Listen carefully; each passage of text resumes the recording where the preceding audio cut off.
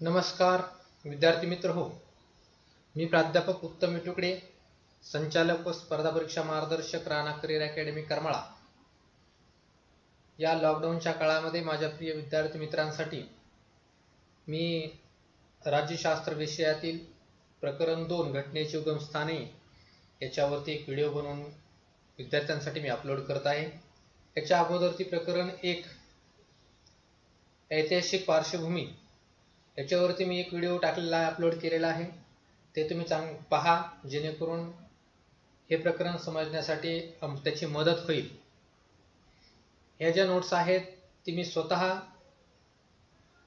बऱ्याच पुस्तकांचा अभ्यास करून रेफरन्स घेऊन आणि विद्यार्थ्यांना एकदम सोप्या पद्धतीने समजतील अशा पद्धतीच्या ह्या नोट्स मी स्वतः तयार केलेल्या आहेत.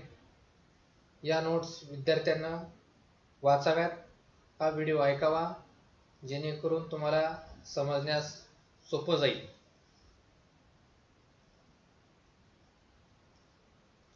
तर घटनेची उगमस्थाने, आपलं प्रकरण हे 2 आहे, हे घटनेची उगमस्थाने.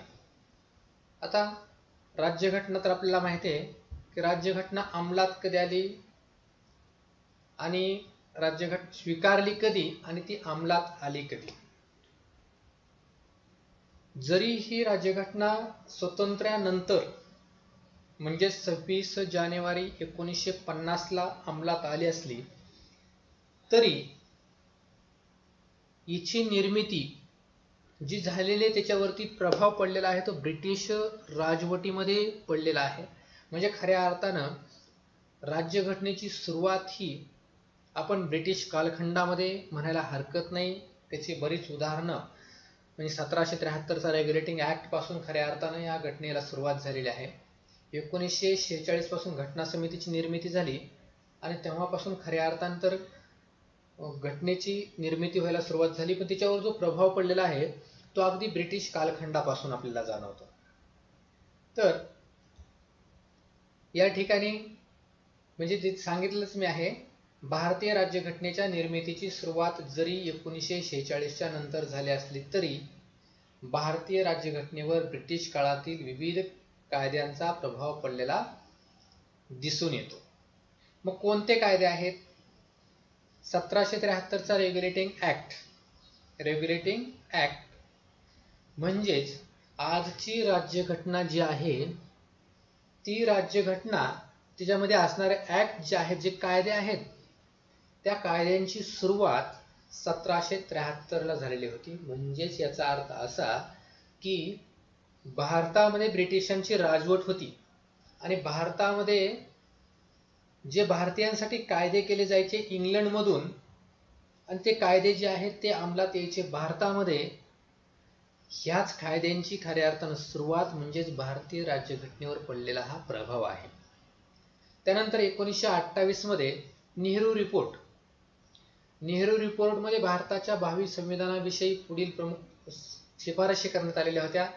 त्याच्यामध्ये संघराज्य पद्धतीची रचना, म्हणजे ज्यावेळेस मोतीलाल नेहरूंनी नेहरू रिपोर्ट तयार केलेला होता त्याच्यामध्ये संघराज्य पद्धतीची रचना, द्विग्रही कायदेमंडळ, राज्यांची विधिमंडळे, सर्वोच्च न्यायालय, मूलभूत हक्कांची यादी इत्यादी गोष्टींचा अंतर्भाव होता आणि याच गोष्टी घटनेमध्ये घेण्यात आलेल्या आहेत. त्यानंतर 1935चा भारत सरकारविषयक कायदा, याच्याबद्दल जर बोललं तर 1/3 भाग हा 1935च्या भारत सरकारविषयक कायद्यातील राज्यघटनेमध्ये घेण्यात आलेला आहे. त्या काळातील काहीसा बदल करून घेतलेल्या गोष्टी म्हणजे कुठल्या आहेत की 1935च्या काळात होत्या आणि थोड्याशा बदल केला आणि आपण आपल्या घटनेमध्ये घेतल्या. संघराज्य पद्धत, केंद्रीय कायदेमंडळ, अधिकारांची विभागणी, सर्वोच्च न्यायालय, या गोष्टी 1935च्या भारत सरकारविषयी कायद्यातील आहेत. म्हणजे आपण उगमस्थान शिकतो म्हणजे काय की भारतीय राज्यघटना जी आहे ती घटना कुठून आलेली आहे, तिचं उगमस्थान कोणतं आहे, तर हे आपण पॉइंट पाहतोय की त्याची उगमस्थान आहेत. नंतर घटनेमध्ये कुठून अंतर्भाव झालेला आहे, कुठल्या घटना आलेल्या आहेत, घटना परिषद आणि घटनेची मसुदा समिती यांचा प्रभाव पडलेला आहे. घटना मसुदा समिती जी आहे त्यात जी लोक होती, त्याच्यामध्ये ज्या बैठका झाल्या, त्या बैठकामध्ये जी चर्चा झाली, काही वादविवाद झाले, घटना परिषद आणि घटनेची मसुदा समिती यांचा प्रभाव पडलेला दिसतो. म्हणजेच घटनेच्या बैठकांत समितीचे सदस्य आहेत त्यांच्यामध्ये वाद झालेला असेल किंवा चर्चा झालेली असेल, ते जे मुद्दे आहेत हे मुद्दे आपण कुठे घेतलेले आहेत तर आपल्या आताच्या घटनेमध्ये घेतलेले आहेत. राज्यघटनेवरील भाष्य व टीका. म्हणजे आता राज्यघटनेवर टीका करण्यात आलेली आहे कारण ते बरेच कायदातज्ञ वगैरे त्याच्यावरती होते, काँग्रेस दार्जिन आहे अशा पद्धतीने टीका केलेली आहे. ते सुद्धा आपण कुठं घेतलेले, त्याच्या टीका झाल्या त्या टीकांचा अंतर्भाव सुद्धा घटनेमध्ये केलेला आहे. आता सर्वात महत्वाचं आहे की जगातील इतर राज्यघटनांचा भारतीय राज्यघटनेवरील प्रभाव. म्हणजे कोणत्या कोणत्या देशातील राज्यघटनेवरून आपल्या घटनेमध्ये काही मुद्दे घेण्यात आलेले आहेत.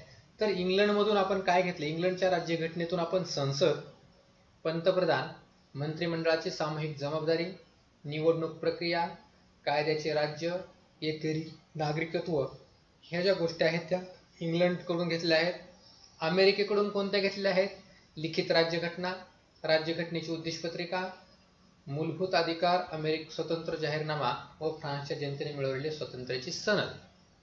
म्हणजेच मूलभूत अधिकार आपण जे घेतलेले आहेत ते अमेरिकन स्वातंत्र्याचा जाहीरनामा, अमेरिकेवरती सुद्धा युरोपियनचं राज्य होतं त्यांच्यासाठी जी जाहीरनामा, स्वातंत्र्याचा जाहीरनामा मिळाला त्याच्यामध्ये मूलभूत अधिकारांचा अंतर्भाव केलेला होता, समावेश केलेला होता आणि त्याच गोष्टी आपण अमेरिकेकडून भारतीय घटनेमध्ये घेतलेल्या आहेत. आणि फ्रान्सच्या जनतेने मिळवलेली स्वातंत्र्याची सनद जी आहे त्याच्यातून सुद्धा आपण मूलभूत अधिकारांचा भारतीय घटनेमध्ये, राज्यघटनेमध्ये समावेश केलेला आहे.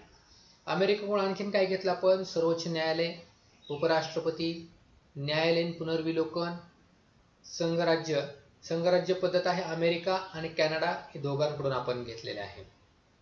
आता ह्या ज्या गोष्टी आहेत, न्यायालयीन पुनर्विलोकन, त्याच्यानंतर मूलभूत अधिकार, हे जे आहेत ते त्या उद्देशपत्रिका ही त्या चॅप्टरमध्ये क्लिअर होत जाईल. ज्या विद्यार्थ्यांचा अगोदर अभ्यास असेल त्यांना समजायला सोपं जाईल. ज्यांचा अभ्यास नाही त्यांनी एवढंच लक्षात ठेवा की न्यायालयीन पुनर्विलोकन, मूलभूत अधिकार, जाहीरनामा वगैरे आहे ना, हे सगळ्या गोष्टी फक्त लक्षात ठेवा आणि ते ज्यावेळेस व्हिडिओ मी अपलोड करेल किंवा इतर तुम्हाला काही पुस्तकातून माहिती मिळेल, तुम्ही वाचल्यानंतर तुम्हाला समजेल की या गोष्टी कोणत्या आहेत, त्या काय आहेत त्या. परंतु ह्या गोष्टी आपण कुणाकडून घेतल्या आहेत तर अमेरिकेकडून घेतल्या आहेत. त्यानंतर कॅनडा आहे. कॅनडाकडून आपण काय घेतलं, संघराज्य शासन पद्धती, प्रभावी मध्यवर्ती सत्ता संघ सरकारकडे, उर्वरित अधिकार केंद्राकडे किंवा शेषाधिकार.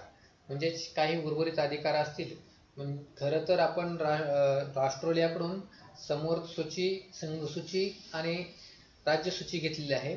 याशिवाय काही उर्वरित अधिकार असतील, शेषाधिकार असतील, हे संघ सरकारकडे असतील, हे आपण कॅनडाकडून घेतलेलं आहे. राष्ट्रपतीद्वारे राज्यपालाची निवड ही आपण कॅनडाकडून घेतली आहे. आता आयर्लंडकडून काय घेतलंय, मार्गदर्शक तत्वे, USSR आणि आयर्लंडकडून घेतलं आहे. राष्ट्रपती पदासाठी निर्वाचन मंडळाची पद्धत, नीती निर्देशक तत्व हे आयरिश संविधान म्हणजेच आयर्लंडच्या संविधानाकडून घेतलेलं आहे आपण. ऑस्ट्रेलियाकडून काय घेतलं आहे, संसदेच्या दोन्ही सभागृहांची संयुक्त बैठक, सामूहिक सूची आणि त्या संबंधी केंद्राचा कायदा श्रेष्ठ मानण्याची पद्धत आणि 3 सूचींची कल्पना. मी आता सांगितलं 3, संघसूची, राज्यसूची, समवर्त सूची, हे जे आहे ते आपण ऑस्ट्रेलियाकडून घेतलं आहे. दक्षिण आफ्रिकेकडून घटना दुरुस्ती घेतलेली आहे. जर्मनीकडून अंतर्गत आणीबाणी, वायमर प्रजासत्ताक, जर्मनीतील वायमर प्रजासत्ताक आहे त्याच्याकडून आपण अंतर्गत आणीबाणी घेतलेली आहे. राष्ट्रपतीचे आणीबाणीविषयक अधिकार जर्मनीकडून घेतलेले आहेत. रशियाकडून समाजवाद, जपानकडून मूलभूत कर्तव्य, फ्रान्स स्वतंत्र, समता, बंधुता, मूलभूत हक्क हे फ्रान्सच्या जनतेने मिळवलेली स्वातंत्र्य सनद म्हणजेच फ्रान्सकडूनच आपण घेतलेले आहेत. आता भारतीय संसदेचा प्रभाव, या पण गोष्टीचा अंतर्भाव कशामध्ये, आपल्या भारतीय घटनेमध्ये झालेला आहे. म्हणजे भारताची जी संसद आहे सध्याची, ह्याच्यामध्ये काही कायदे केले जातील, हे सुद्धा कुठं जातात, आपल्या घटनेमध्ये जात असतात. म्हणजेच आपली संसद जी आहे ती सुद्धा एक प्रकारे घटनेचं उगमस्थान मानलं जातं. त्याच्यामध्ये आतापर्यंत झालेले कायदे मी खाली 4 दिलेले आहेत, यांचा अंतर्भाव आपल्या घटनेमध्ये झालेला आहे. न्यायालयीन निर्णय जे आहेत, न्यायालयाचा प्रत्येक निर्णय हा म्हणजे आपलं न्यायालय अभिलेख न्यायालय असल्या कारणानं प्रत्येक निर्णयाला कायद्याचं स्वरूप येतं आणि तो घटनेचं उगमस्थान मानला गेलेला आहे. सर्वात महत्त्वाचं आहे भारतीय जनता. आम्ही बघा आपल्या भारतीय जनता भारतीय संविधानातील उद्देशपत्रिकेवरून भारतीय जनता घटनेचे उगमस्थान मानले जाते. प्रास्ताविकेच्या शेवटी आम्ही आमच्यासाठी स्वीकृत करत आहोत असं तिथं लिहिलेलं आहे. याचा अर्थ भारतीय जनतेने हे लिहून स्वतः ते आपल्यासाठी आत्मसात करत आहे त्याचा अर्थ होतो. म्हणजे भारतीय जनता सुद्धा त्याचं काय आहे, हे उगमस्थान मानले गेले आहे.